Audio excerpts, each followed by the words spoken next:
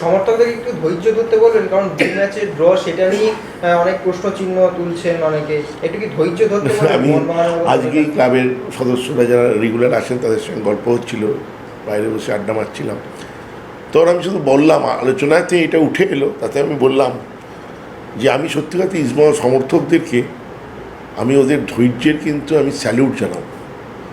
4 বছর ধরে একটা ক্লাব দিনের পর দিন কী রেজাল্ট করেছে, এইটা যদি মোহনবাগান সমর্থকদের ভাবুন যে ইস্টবেঙ্গলের জায়গায় মোহনবাগান রয়েছে, আপনি 2টো ম্যাচ নিয়ে প্রশ্ন চিহ্ন, তাহলে ইস্টবেঙ্গল সমর্থকদের কী অবস্থা?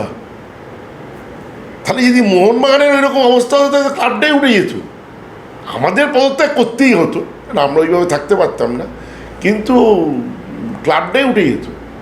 মানে ইস্ট বেঙ্গলের মতো যদি মোহনবাগানের অবস্থা হতো আপনারা পদত্যাগ আগেও আমি বলেছি অলরেডি যে থাকতে আমি লজ্জায় থাকতে পারি। ক্লাবের সাফল্যটাই তো আমাদের কাজ।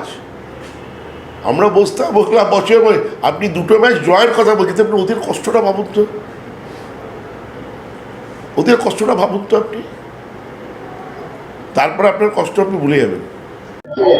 আচ্ছা, শুরু থেকে জানতে চাইবো যে গতকাল আমরা দেখতে পেলাম একটা টিফু ইস্ট বেঙ্গলের তরফ থেকে নামানো হয়েছে এবং মোহনবাগানকে কটাক্ষ করে যে আইএসএল-এর রেফারিং যে টিম লাস্ট 4 বছর ধরে ওপরে উঠতেই পারছে না, সেই টিম আবার রেফারি নিয়ে ক্যা করে কথা বলে আমি জানি না। ধরুন আগামী 2-3 বছরে যদি আইএসএল কোনো সময় একটু ওপরে ওঠে তাহলে কি চেঞ্জ হয়ে যাবে? আইএসএল ম্যানেজমেন্ট তখন ভালো হয়ে যাবে। নিজেদের ব্যর্থতাটা অন্যদের ওপরে চালানোর এটা একটা চিরকালের রীতি ওদের।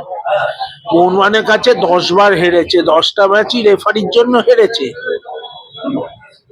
ইতিহাসের পাতায় লেখা থাকবে 10টা ম্যাচ হেরেছে আর একটা ড্র করেছে, তা সবটাই মোহনবাগানের রেফারির জন্য। আজকে সুপার কাপ জিতেছিল রেফারির দয়ায়, সেটা ভুলে গেছে, ট্রফিটা ফেরত দিয়ে দিক, বলুক not a good trophy to win, বলতে পারছে না তো। এইসব নোংরামি